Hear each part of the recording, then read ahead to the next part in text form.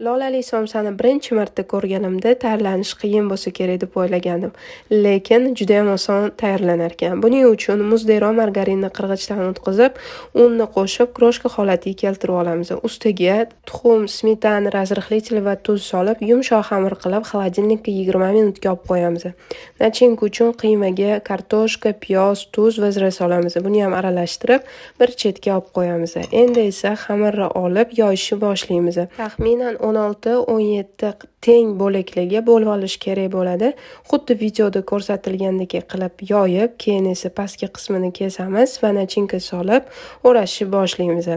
Demak, hammasini o'rab nachinka solib bo'lganimizdan keyin buni ustiga tuxum bilan sut aralashgan massani surib, kunjut sepamiz. Ta'bga ko'ra xohlamasangiz sepmayli. 180 gradusda qizdirilgan duxovkada 35-40 daqiqa davomida pishiramiz va ko'rib turganinglardek lolali somsa tayyor.